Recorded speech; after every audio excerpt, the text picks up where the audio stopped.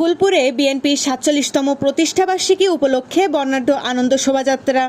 ইব্রাহিম হোসেন, ময়মনসিংহ ফুলপুর প্রতিনিধির ভিডিওচিত্রে বিস্তারিত।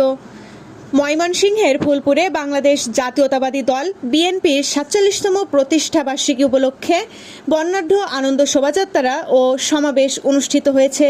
৫ সেপ্টেম্বর শুক্রবার বিকাল ৫ ঘটিকার সময় ফুলপুর কেন্দ্রীয় শহীদ মিনারের সামনে থেকে আনন্দ শোভাযাত্রাটি শুরু হয়ে পৌর শহরের গুরুত্বপূর্ণ সড়ক প্রদক্ষিণ শেষে ফুলপুর গোল চত্বর মোড়ে সংক্ষিপ্ত সমাবেশের মাধ্যমে শেষ হয়। উক্ত অনুষ্ঠানে প্রধান অতিথি হিসেবে উপস্থিত ছিলেন সাবেক এমপি, সাবেক উপজেলা চেয়ারম্যান, কৃষক দল কেন্দ্রীয় কমিটির সহসভাপতি, বীর মুক্তিযোদ্ধা আলহাজ অ্যাডভোকেট আবুল বশার আকন্দ।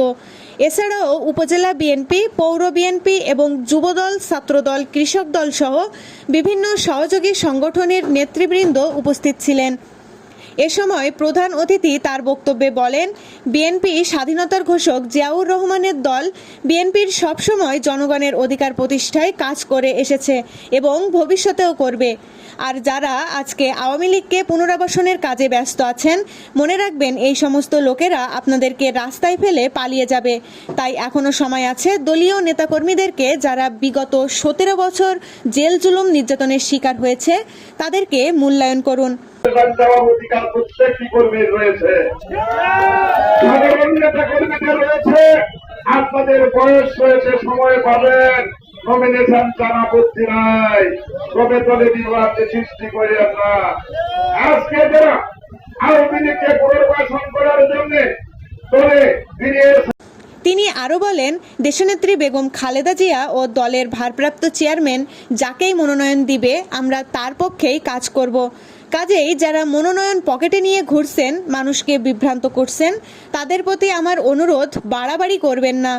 আমাদের নেতা তারেক রহমান বলেছেন, জনগণ যদি ভোট দিয়ে আমাদের ক্ষমতায় আনে তাহলেই আমরা ক্ষমতায় আসব, অন্য কোনো পদ্ধতিতে আমরা ক্ষমতায় যেতে চাই না।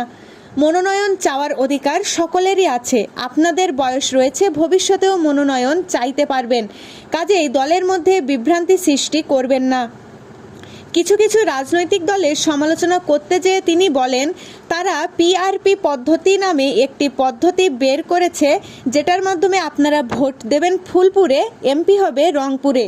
তিনি বলেন, দলের নেতাকর্মীদেরকে সতর্ক করে দিয়ে বলেন, এখন বিভ্রান্তির সময় নয়, এবারের নির্বাচন বিএনপির জন্য একটি বড় চ্যালেঞ্জ, তাই এই মুহূর্তে আমাদের ঐক্যবদ্ধ থাকার কোনো বিকল্প নেই।